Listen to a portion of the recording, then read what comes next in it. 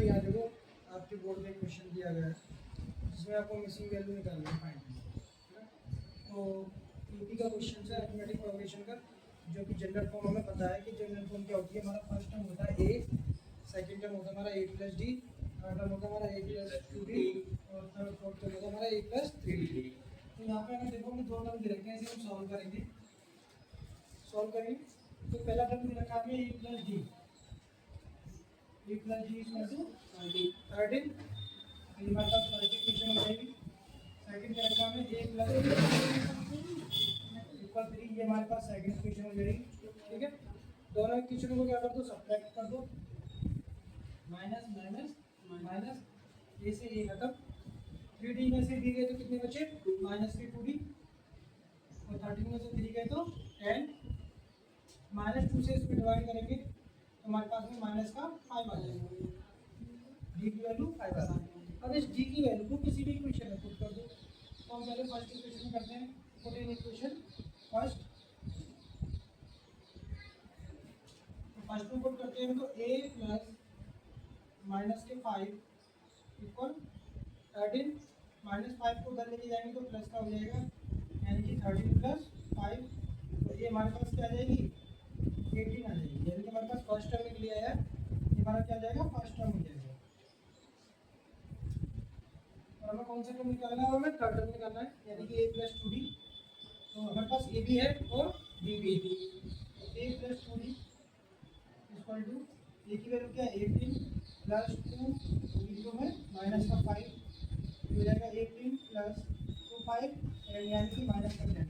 तो यहाँ पे लिखेंगे माइनस 10 इक्वल में 3। तो ये हमारे पास में क्या हो जाएगा, ये हमारे पास में थर्ड टर्म हो जाएगा। ओके,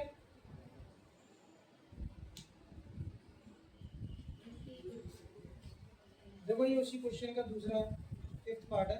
इसमें भी देखो हमें मिसिंग वैल्यू दे रखी है, फर्स्ट ए सेकंड थर्ड और फोर्थ, चार मिसिंग वैल्यू, यानी कौन कौन सा टर्म मिसिंग है, एक तो फर्स्ट टर्म मिसिंग है, थर्ड टर्म, फोर्थ टर्म और फिफ्थ टर्म। अब दो टर्म हमें दे रखे हैं, तो दोनों टर्म को हम लिखेंगे। सेकंड टर्म दे रखा है तो हमारे पास a plus D equal to 38, ये हो गई हमारी इक्वेशन फर्स्ट। फिर सिक्स टर्म दे रखा है हमें, तो a प्लस 5d इक्वल में माइनस के 22, ये हो गई इक्वेशन सेकंड। तो हम माइनस कर दो, प्लस हो गया, ए से ए खत्म, 5 में से डी गए तो कितने बचे, माइनस के 4d इक्वल, ये कितने रहेगा हमारे पास 60, 4 से अगर हम इसमें डिवाइड देंगे माइनस 4 से तो डी इक्वल टू हमारे पास आ जाएगा माइनस का 50। देखो हमें अगर किसी भी टर्म में सीरीज में या हमें दो टर्म दे रखे हैं और हमसे और हमने टर्म फाइंड आउट करवाने के लिए कह रहा है, तो हम क्या करेंगे, सबसे पहले इक्वेशन बना के हमें ए और डी फाइंड आउट करना है। ए और डी फाइंड आउट करने के बाद हम टर्म वाइज उसमें ए और डी की वैल्यू देखते हैं और आपको जितनी टर्म निकालनी है वो आराम से निकल जाती है। तो हमारे यहाँ पर डी निकल गया है। अब डी निकलने के बाद इसे इक्वेशन फर्स्ट में पुट करेंगे, पुट इन इक्वेशन फर्स्ट, तो a प्लस माइनस के 15 इक्वल 38, और माइनस का 15 है, इसको उधर लेके जाएंगे तो प्लस का हो जाएगा, 38 प्लस 15, तो a की वैल्यू आ गई 5 से 3 हाथ में ये 4 और 5, तो a की वैल्यू आ गई हमारे पास 50। ये हो गया हमारे पास फर्स्ट टर्म। अब हमें क्या निकालना है, सेकंड हमें दे रखा है, हमें निकालना है थर्ड टर्म।